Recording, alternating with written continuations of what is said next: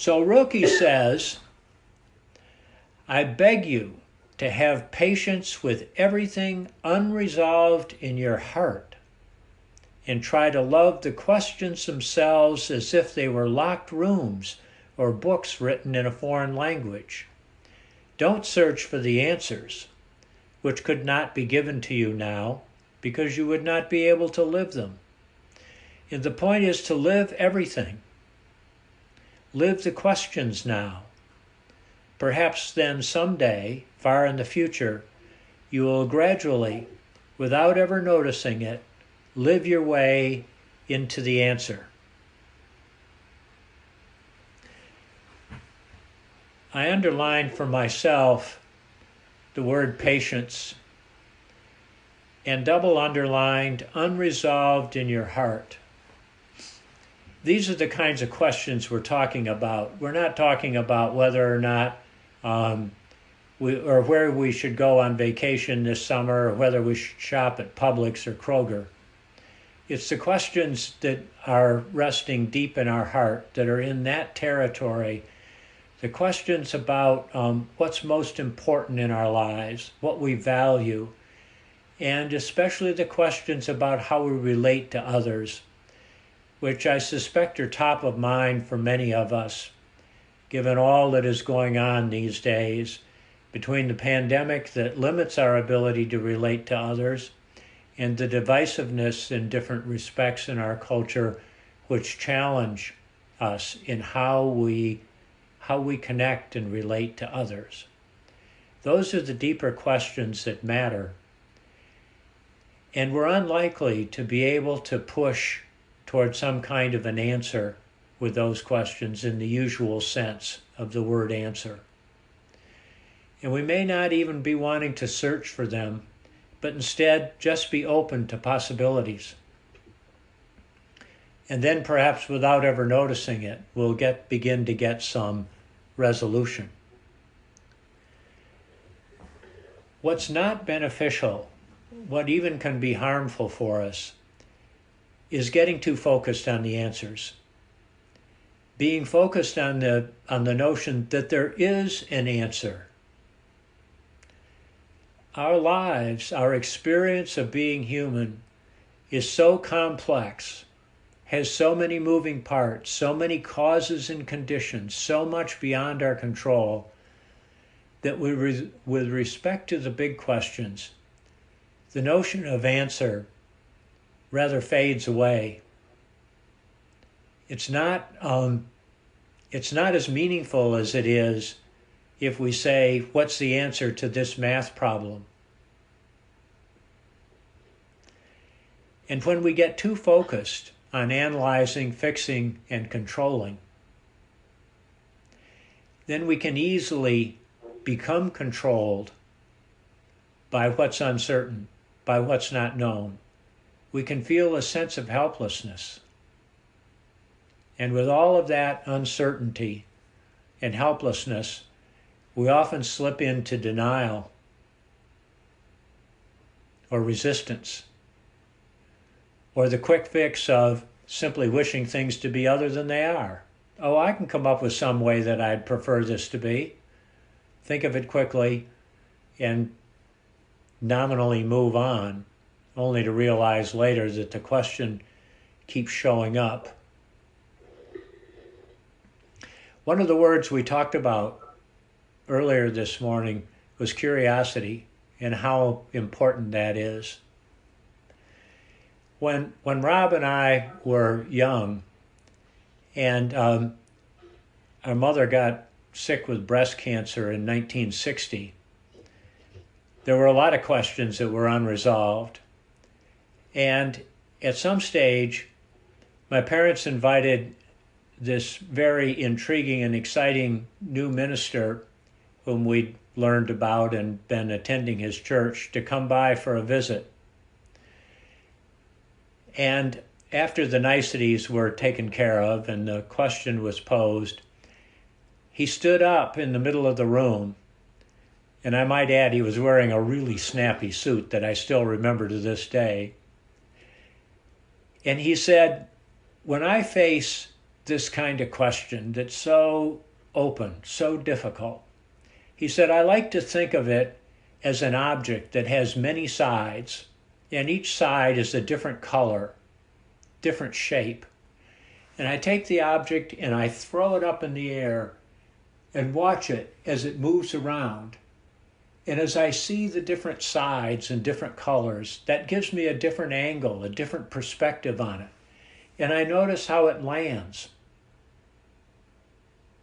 and begin to get a different sense of the whole experience, opening myself up to different perspectives and curiosities.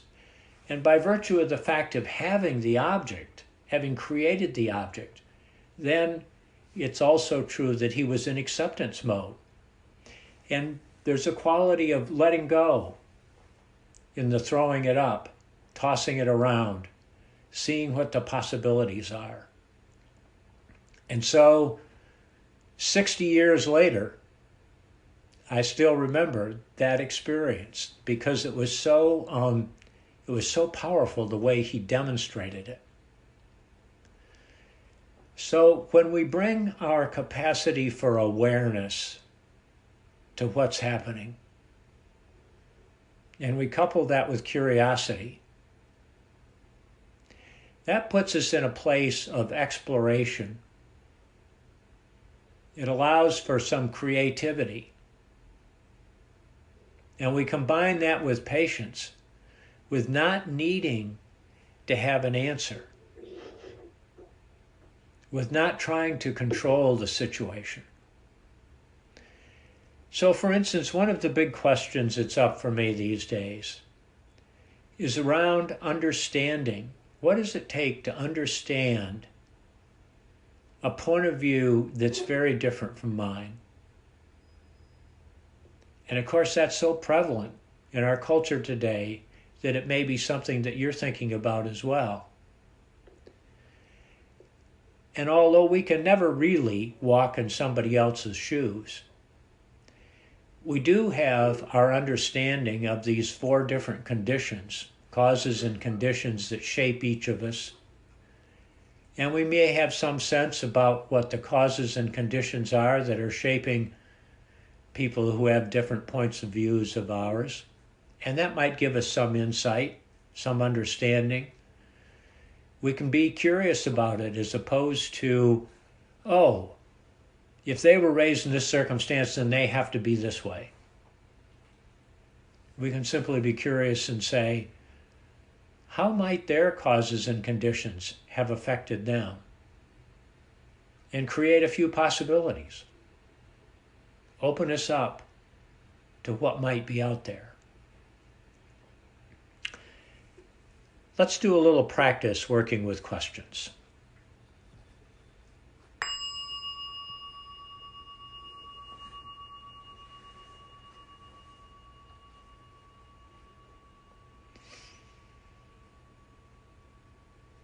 Our minds have been rather busy, so perhaps this is a good moment to take a couple of deep breaths, deep in-breaths, allowing the lungs to fill all the way up to the tops of the shoulders.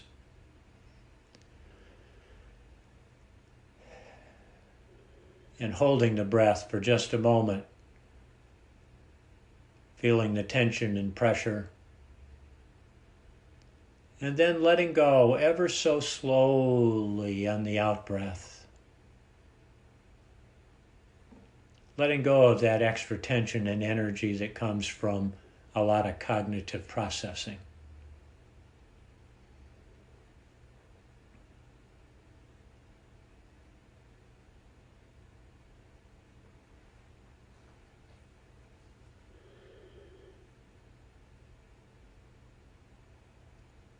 And softening.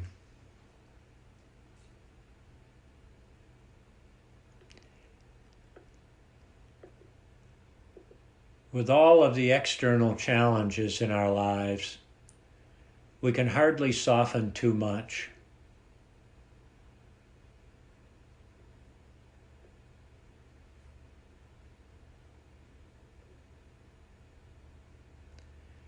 Softening gives us a little space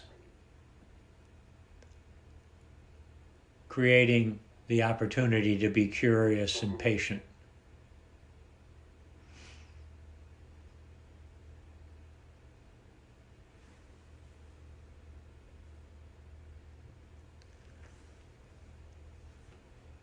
What big question is especially present for you at this time?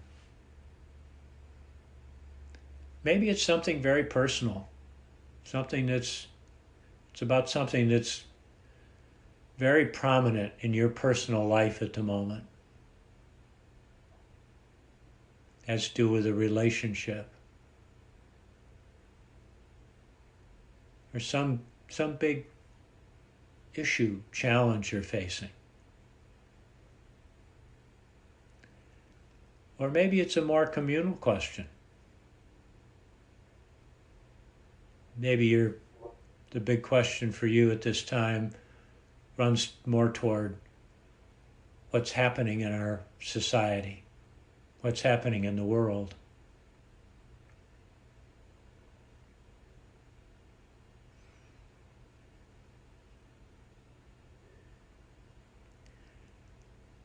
And saying this question silently to yourself,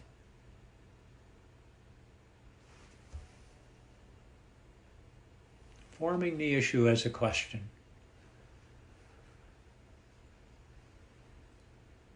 Try to avoid phrasing it that calls for a yes/no, and try to avoid the use of the word why.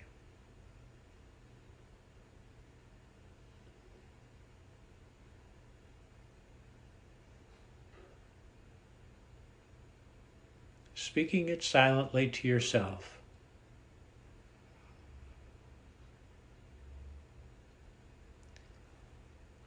And now noticing what is arising in you.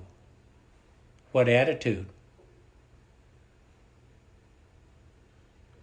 Is there patience, resistance, curiosity, judgment?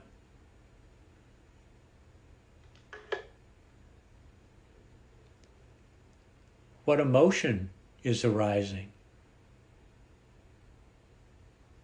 Frustration? Irritation? Delight?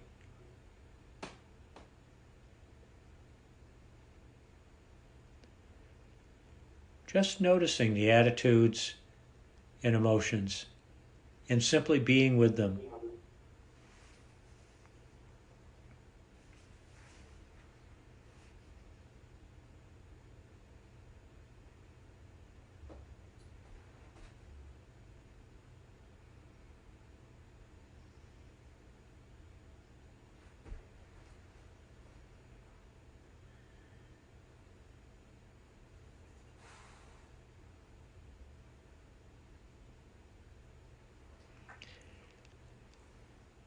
And now repeating the question,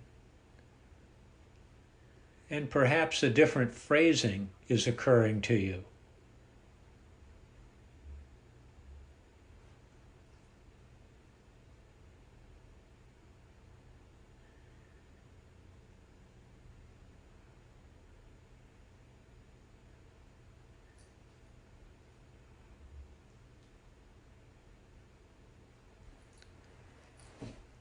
And inquiring of yourself,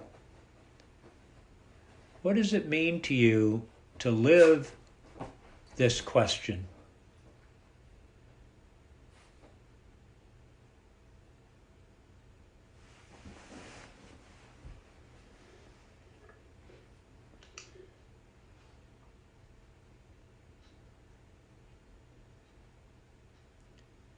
Simply resting in the question itself,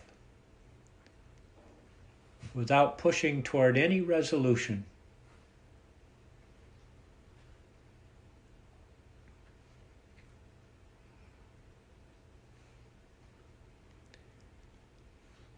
Feeling where the question lives in you.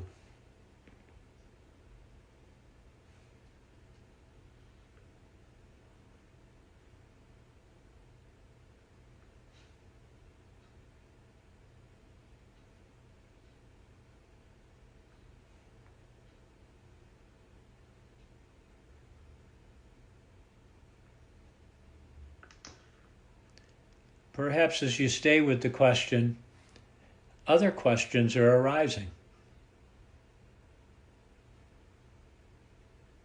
Allowing that to happen.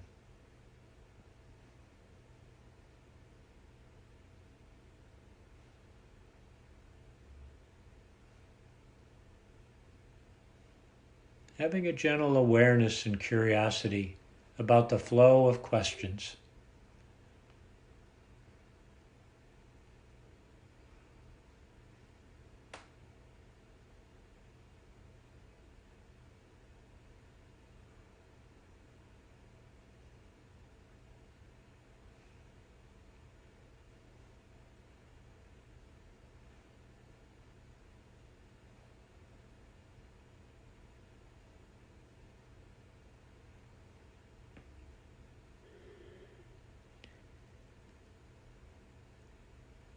Considering how you can learn more about the question itself, not any resolution or answer or response, but the question itself.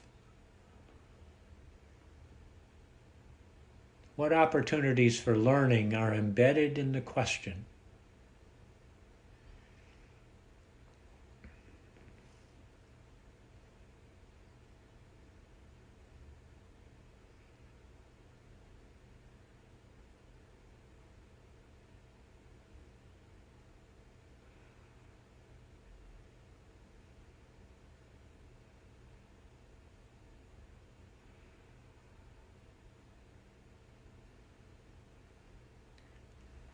And now taking a deep breath and letting go of all of this exploration of questions and tending to your breath itself for the next few moments.